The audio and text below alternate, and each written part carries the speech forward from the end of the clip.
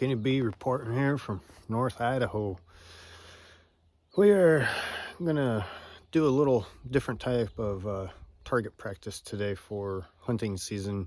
See a lot of, at the range type of shooting, 3D courses, backyard. I like to take this little guy. It's actually made for crossbows. On it here so that you can carry it around easily in the woods. Pretty small, size of pretty close to a basketball. And basically just carry that around and throw it down a hill. Just put it on top of a hill. It's a small ball, so I mean, like if you're out hunting elk or even deer, that's about pretty close to the size of the vitals on most big game. Shooting the Matthews V3X this year. I will go over that in the video here upcoming. All right, let's get our stuff. Let's go. So here again, we got our ball, and we're just gonna take this ball and basically take it and hook it on out there.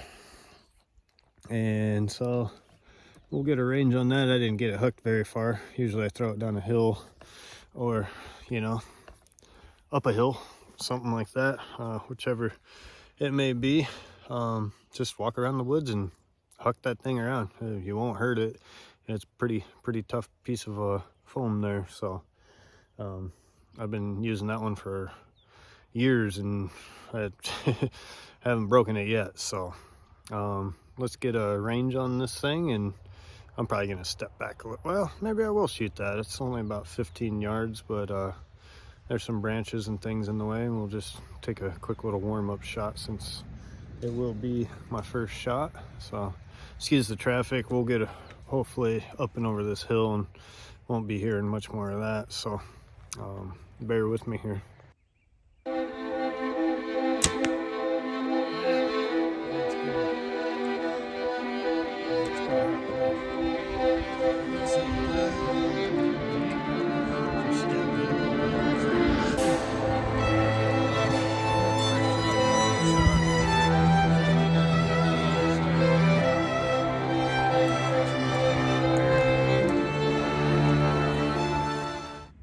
Just a slightly high, but that's why we're out here practicing, because if that was a squirrel at 15 yards, that might have been in the spine, and we don't want to do that. So I was shooting in the middle. I don't shoot at 15 yards very often, so obviously it was a little high, and we need to know to compensate for that. So that is shot number one.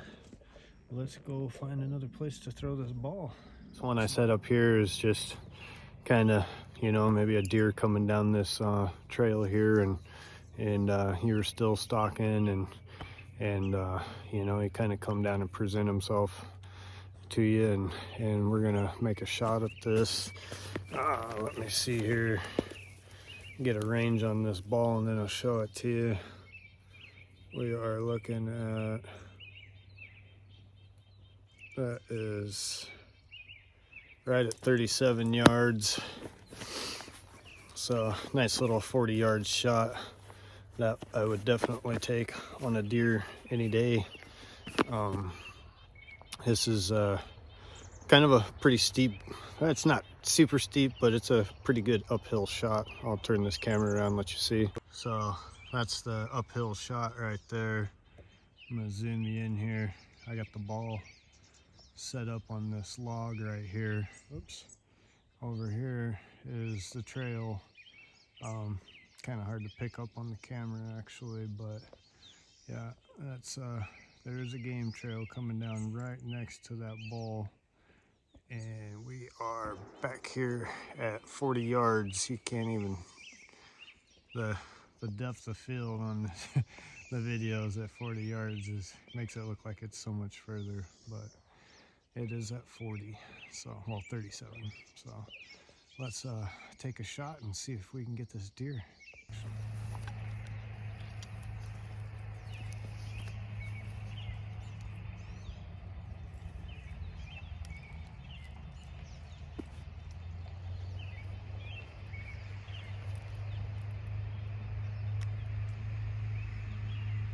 Sorry about the noise. Came up on the hill, but you know how the mountains are. Everything echoes up here twice as loud, so.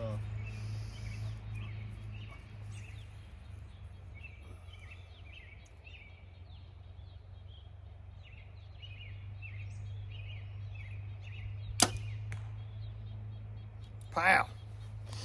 We got the deer. That was a little bit longer of a shot, but you know, I was holding a little bit extra, he was waiting for him to turn perfectly broadside. You know, that's what you gotta do sometimes when you're bow hunting. So let's put that right there. Make sure it's nice and stable. Kind of muddy up here, don't want to dump her in the mud. I know she's a hunting rig, but nobody wants to put their hunting rig in the mud. It's not wanting to. There we go.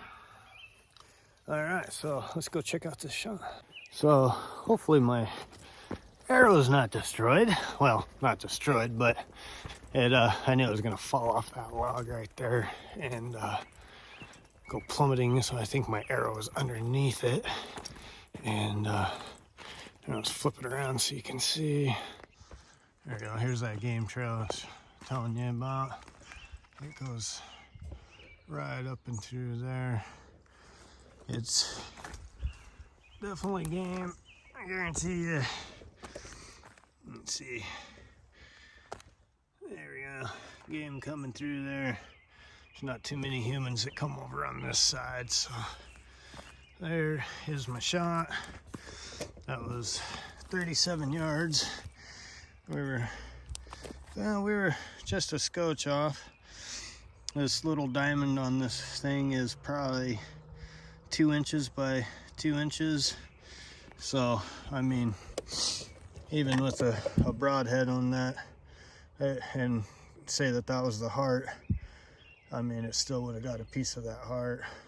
That's a pretty small little triangle on there. So,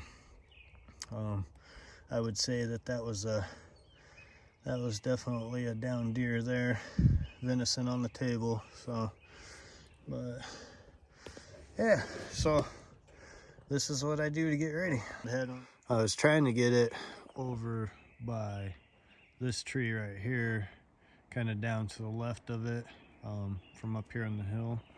Where I ended up getting it was right down here. And so there is a little gap in there from where I'm standing. Camera's not really showing how steep of an angle it is. So I'm hoping that when you see me make this shot and how much my hips move, that you can see how far downhill it is.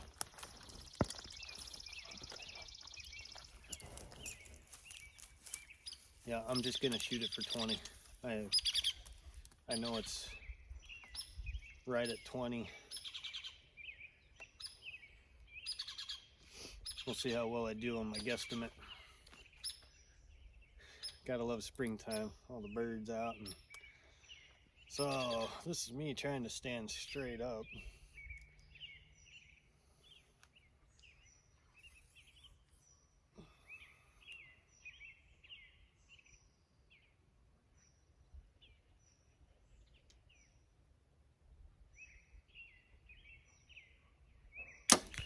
Oh, I got it. That was an awkward shot, especially standing on top of this little tree stump I'm standing on. Shot him. I'm surprised I made it in there. I shouldn't be, but I am. That's I have a feeling if that was even a squirrel, it would have been done deal. I don't know. I was hoping you could see how much downhill that was.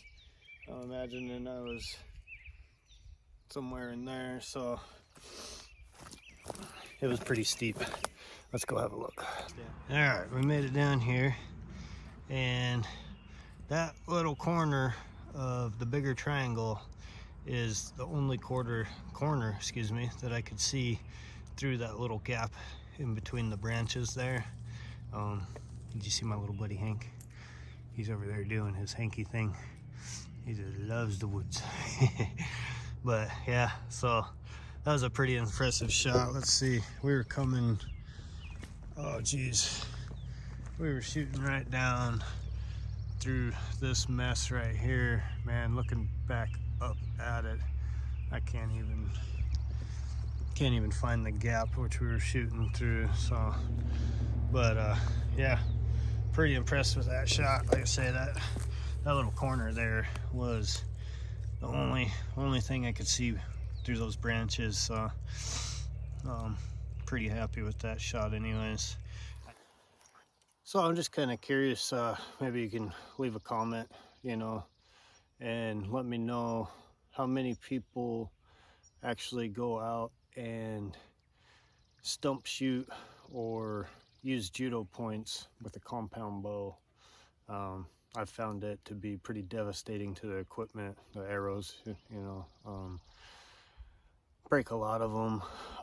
Used to do it in Wyoming, but I was just shooting at sagebrush and yucca plants and softer dirt.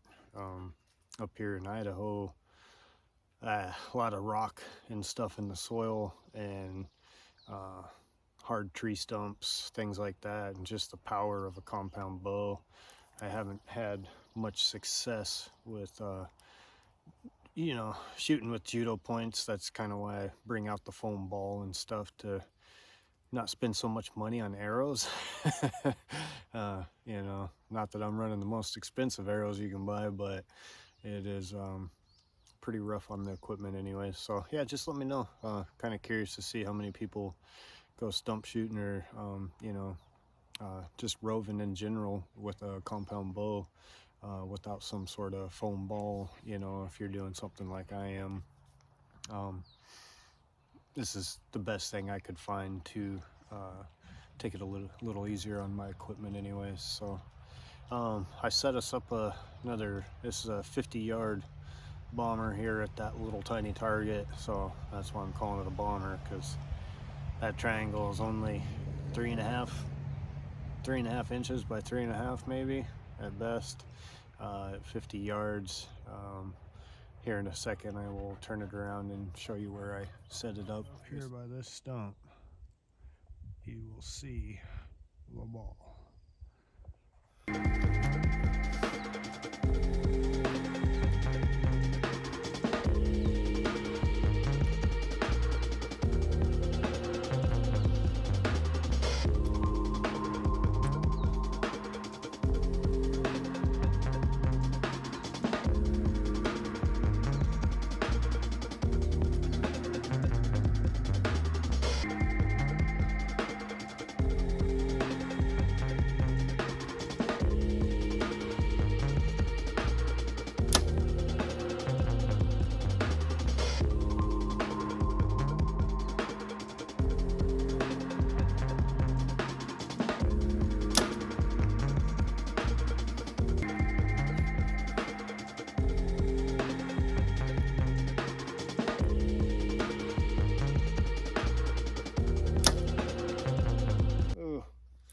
Just right low of it. That's actually a pretty good little uphill angle there. Get you to where you can see that. Yeah, it's definitely got a little kink in her there. That's pretty bent up. There's a hole in it. I don't know if the camera will auto zoom on that because of me being right here, but yeah, she did not make it. Knocks popped out. Let's see if you can see that. There you go. Yeah, so that's kind of what I was talking about with roving with a compound bow, and who really does, you know, do that. I love judo points. I like to believe that they take some of the impact off of your arrow. Probably not as much as a rubber blunt or something like that, you know. But I've lost a lot of arrows with rubber blunts compared to a judo. I've only lost but a couple judos. They are a pretty unlosable point, so, or any of their variants anyways. But yeah, arrow KO'd. One missed shot at 50 yards, so there goes what, $15, something like that. but you know, that's what we do for the sport. But that's also why I shoot at a foam ball, so that that happens less frequently. That was kind of just the point of this whole video anyways, to, you know, kind of, if you are out there roving and killing the arrows, maybe this is a good thing to try for you.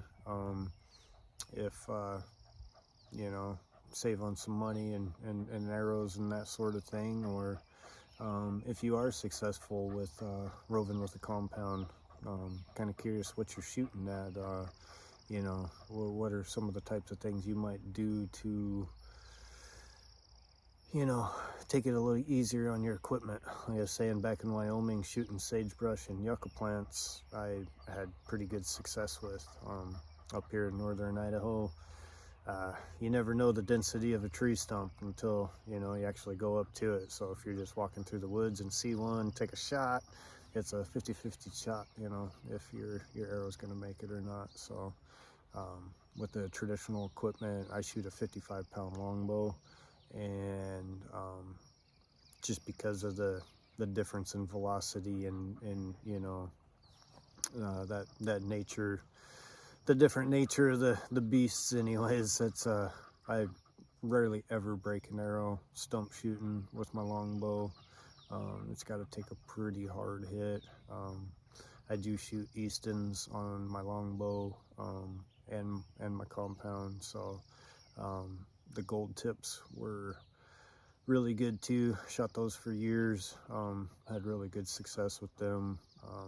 So I don't know, both arrow brands are just as equal in my eyes anyways. I don't think one's really tougher than the other, so it just depends on what you're shooting at. So, but yeah, I'm gonna get back to shooting here.